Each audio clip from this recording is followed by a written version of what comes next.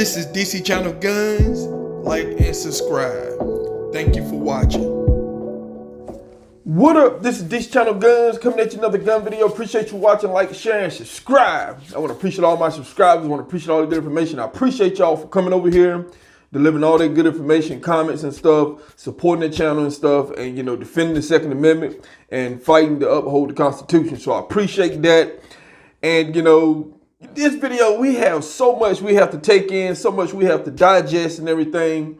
Now, you know, like I said before, if you want somebody to lie to you, then I'm the wrong person. I'm the wrong person to you be listening to, because I'm not going to lie. I'm just telling you the truth, what's actually really going on. Now, you know, when it comes to, you know, the SHTF situation, you know, it's too many people creating these perfect scenarios. I'm talking about, you know, it's far from the inevitable what's really is going on in reality. Now, so I've been kind of looking, you know, just out browsing, just seeing how people are reacting and stuff like this. And now I've been talking about preparation and stuff for a long time. Now, I'm not no type of sort of a prepper person and stuff, you know, who, you know, accumulating a stockpile of massive food and all this kind of stuff, you know, but I do stockpile on some of them things. Now, there's too many situations that I have seen that, you know, you have a lot of people, you know, think that they are pretty much going to be prepared for anything that comes their way. Nobody's never going to be prepared, because as we see, you know, when you have a global SHTF situation, it's a lot of things that's been taken down. And, you know, when I mean taken down, there's so many things that's hitting sectors that, you know, we know as life that we live in. Now, you have things going on such as the financial markets being hit. The government is pretty much being hit. The government don't know too much what to do. They're scrambling.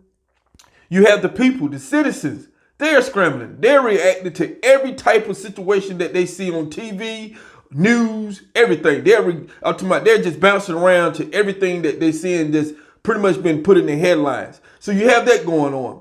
And, you know, everything under that is just pretty much collapsing. Now, you know, when you look at the SHTF situation and stuff, now we're going to talk about farms. We're going to get to that later.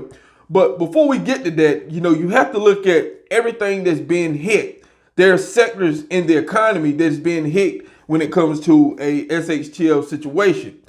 Now, you know, we have this virus thing that's going around, the COVID-19 and stuff. They didn't change the name and everything, but we have this going around, and it's sending people in pretty much a spin. You know, people are spinning around in circles because they don't know what to do. You know, a lot of people don't know what to do. You know, but the best thing in a situation like this is to be calm, because, you know, I talked about this when it comes to the gun grabbers. You know, I'm going to use this because I've been talking about this for a long time. You know, when it comes to the gun grabbers, if you say something and repeat something long enough, people will start to really, you know, get it and grasp onto it. And once they grasp onto it, what is their reaction? And we see what a lot of people's reaction are, and it's panicking. When it comes to the COVID-19, I'm talking about you having people now who are attracting this thing that haven't traveled nowhere. They haven't been overseas. I'm talking about they haven't been on cruise ships. They haven't been in contact with people. So, you know, the biggest question is looming. How is they catching this stuff? Is there some misdiagnosing going on? I'm talking about, you know, far as I looked at, they have the little temperature thermometer guns or whatever. I'm talking about a lot of them are inaccurate. You have a lot of masks and stuff that people are buying that's not going to protect you from it. It's only certain masks. And you have the government and you have a professional telling people, you know, don't buy the mask because, you know, we want to leave those to, you know, the personnel people, you know, the first responders and stuff like that. So I'm talking about you have people profiting off this. You have people who I see masks on Amazon and different places up $600-700 for, I guess, a few masks and stuff. I'm talking about this is what you have when you have, you know, a panic situation and an SHTF situation. But you just have people panicking. And, you know, shelves have been wiped out. I have been to places, there's people buying masks, I'm talking about Clorox, I'm talking about stuff like this. Clorox is pretty much, the shelves been wiped out. I'm talking about, you know, people buying cough medicine. I'm talking about people buying canned food and stuff. Now, this is your basic prepper stuff that, you know, a lot of people has been stockpiling on and buying and everything. But, you know, the problem is when you have a situation that's very fluid and nobody knows what to do, the first reaction most people are doing are just running out to the stores. I'm talking about, people buying food and stuff. This is not a hurricane. This is not none of this stuff that's going. This is not some type of weather condition and snowstorm. This is none of that. This is a virus that seems to be skipping around this country, and people are catching it. I think we had one fatality now that they had announced. Who knows, how many people are walking around with this thing that haven't been tested. We don't know who's spreading this stuff. So, everybody's in a tailspin. So, it's very interesting to see this, but something that I want to really focus on in this part of the video when it comes to you have no farms and stuff. Now, there's a lot of people think that they're going to be by their farms, they're going to be by their stockpile of ammo, they're going to be by all this kind of stuff that we've been talking about as gun owners in this country. But, you have to, let me pause you right there, because there are scenarios that I have been seeing that, when these situations happen in the SHTF, where are you going to be at? You don't know when it's going to happen, when it's going to, when it's just going to sprung out, because a lot of people's caught off guard. You have people who's on vacation, who was traveling overseas. You have people who was in different parts of the state when this happened, and you might not be around the stuff that you had stockpiled, your ammunition, your food and stuff. You might not be where you got all that stuff at. You might be isolated. Up to there's quarantine situation where you have people are pretty much trapped in situation now because they were somewhere where somebody got it, and then they're being quarantined for for months now. I'm talking about for a couple weeks up to a month. So I'm talking about when we think about some of these situations, a lot of people's thinking about perfect scenarios. There's no perfect scenario. You could be working, you could be traveling, working, whatever you're doing. You might not be where you have your farms and stuff at. So what are you going to do if you don't have your farm? How are you going to protect yourself? I'm seeing articles now.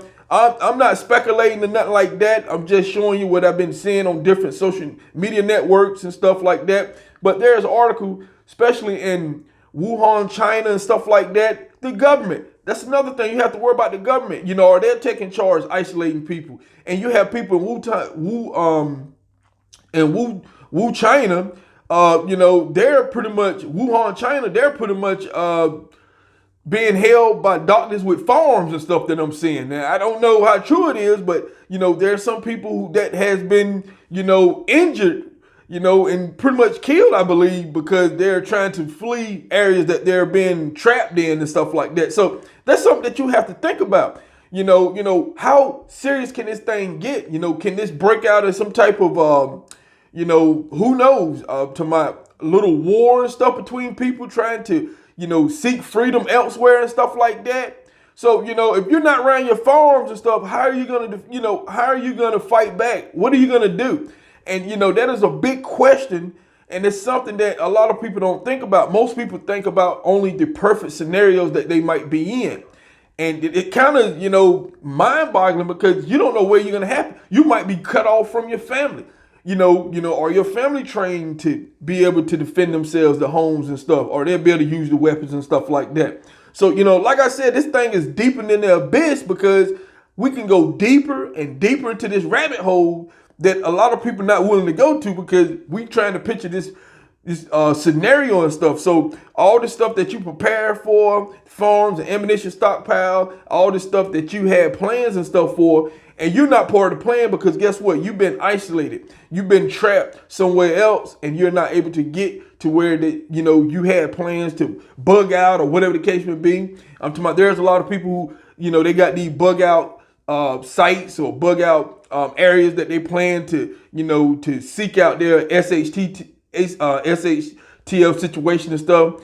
And, that is another part that can pretty much scrap everything that you've been planning for. So, that's something that we have to think about, because there's no perfect scenario, people. I'm talking about, even people who's been preparing and got these sites and stuff where they're going to, hide out or seek out, from, everyone else and everything to survive and everything. What if they're cut off from that situation? What if somebody else end up, getting your spot and they're bugging out, they're hiding out in area that you prepared to be, because you've been isolated now.